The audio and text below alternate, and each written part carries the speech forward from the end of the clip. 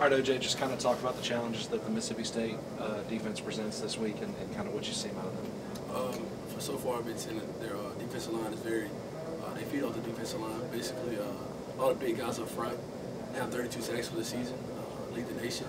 So we have to get a good push up front and be able to run the ball against their defense. And whatever the front line do, the secondary and the linebackers feed off of that, basically.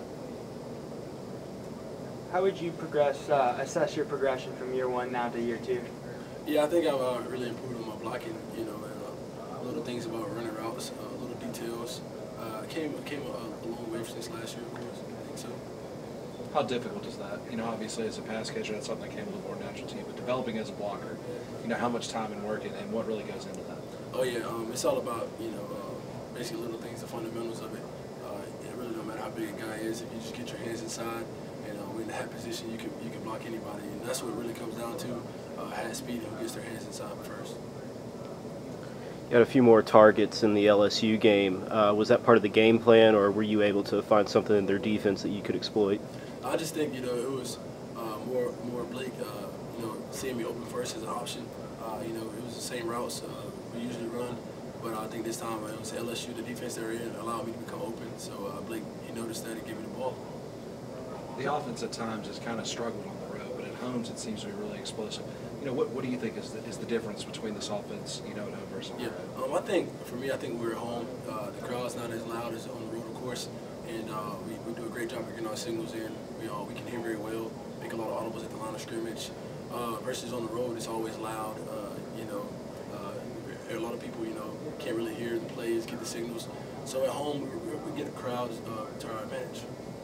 With that being said, how important do you think it is to be playing a game of this magnitude in Brighton? Oh, very important. This is going to be a big plus for us on the offensive side of the ball, and you know, it's going to help us, no doubt.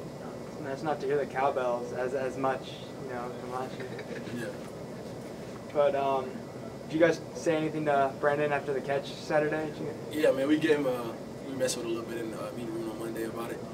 We had told him the week before, you know, if he gets that play called, if he catches it, you know, they're going to be on him trying to strip the ball, and that's what they did. A guy that usually don't get a lot of passes, they're going to try to strip the ball from him, and they tried, but he held on to it, and it was a big play for us in the game, and he was pretty excited about it also. You had a couple big targets on that last drive there to tie the game up. Just kind of talk about being in that atmosphere. Yeah, we had a couple of situations. We had a situation early in the year. You know, I think the Ole Miss game, we could have won the game on a drive, but this time we couldn't let that happen again. So a lot of guys went out there and kept our composure. You know, for me, I just wanted to say, if I catch this ball, I get out of bounds. We have no timeouts, and that's what I tried to do. And luckily, I got out of bounds twice. What do you think that's done for Blake's confidence going into this game this week? That was a big booster for, I think, the whole offense. You know, going on the road in Death Valley, 50 seconds left, and coming out with a field goal was a big confidence booster for our offense, especially our quarterback. Thanks, OJ. Appreciate it. Thanks. OJ.